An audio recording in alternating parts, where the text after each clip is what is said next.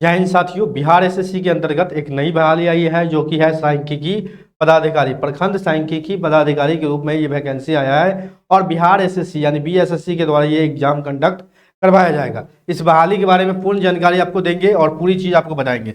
सबसे इम्पोर्टेंट चीज़ है आपका जो ऑनलाइन रजिस्ट्रेशन यानी ऑनलाइन जो आवेदन का तिथि है, ऑनलाइन फॉर्म का तिथि है 1 अप्रैल 30 से लेके 19/4 तक आपका जो है आवेदन होगा। सबसे इम्पोर्टेंट चीज़ है आपका जो आवेदन होगा, आवेदन का तिथि है 1 अप्रैल 2025 से लेके 19 अप्रैल 2025 तक, ये आपका आवेदन का तिथि है। ठीक है। दूसरी चीज़ आपको बता दें, जो कुल पद है इसमें कुल पद है 682 आपका पद है। ठीक है, 682 आपका जो है कुल पद है, कुल पद आपका 682 है। इस बात को ध्यान देंगे। जिसमें कि महिलाओं के लिए आरक्षण किया गया है। आरक्षित सीट जो है वो 231 है, जिसमें से महिला का जो सीट है वो है 231 इसमें से। ठीक है, महिला रिक्ति लिख देते हैं। और सबसे इम्पोर्टेंट चीज़ है कि आपका जो क्वालिफिकेशन होना चाहिए वो सबसे जरूरी है। हालांकि ग्रेजुएशन है लेकिन कुछ क्राइटेरिया है, उसको समझने का प्रयास करेंगे। क्वालिफिकेशन में आपको हम बता दें, क्वालिफिकेशन में जो आपका क्या कहते हैं, क्वालिफिकेशन जो ऑनर्स होना चाहिए ग्रेजुएशन का, वो आपका अर्थशास्त्र ऑनर्स होना चाहिए, यानी पहला लिख लेते हैं अर्थशास्त्र से।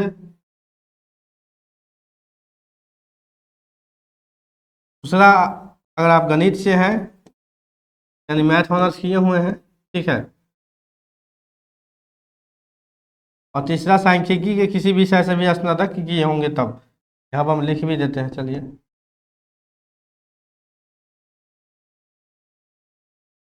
इन सभी विषयों में से आपका ऑनर्स होना चाहिए। ठीक है, इन सभी विषयों में से आपका ऑनर्स होना चाहिए, बीए या बीएससी लिख देते हैं।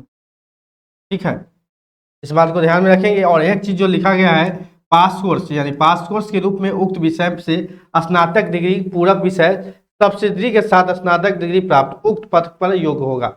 इस चीज़ को भी आप लोग ध्यान देंगे। आपका जो वेतन होने वाला है वो 7वां वेतन होने वाला है, 7th पे लागू होगा। ठीक है। उसके बाद जो इम्पोर्टेंट चीज़ है, आपका जो वेबसाइट है ऑनलाइन करने के लिए bssc.bihar.gov.in, इस पर जाके आप ऑनलाइन कर सकते हैं। 1 अप्रैल यानी कल से ये आवेदन फॉर्म जो है चालू हो जाएगा। इसमें कोई भी आपको सवाल जवाब है तो कमेंट जरूर करेंगे। उसके बाद आपको बता दें, कोटी बाई यानी कि यूआर का जो सीट है अनारक्षित वो 313 है। ठीक है। अनुसूचित जाति एससी के लिए जो सीट है वो 98 है।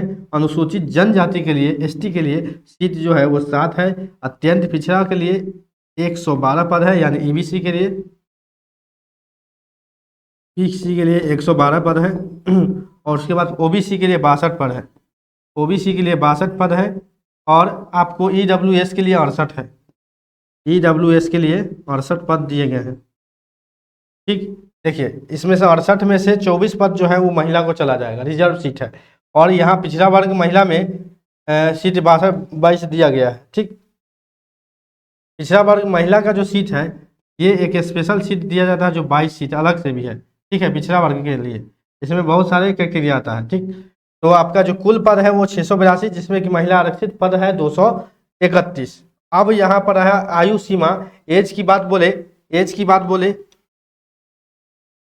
एज का जो काउंट है काउंट होने वाला है 018 यानी कि 1/8/2024 तक आपका जो है एज काउंट होगा, मैक्सिमम और मिनिमम एज, मैक्सिमम एज। ठीक है, यानी 1/8/2024 यानी 1 अगस्त 2024 के आधार पर आपका एज का गणना इसमें किया जाएगा।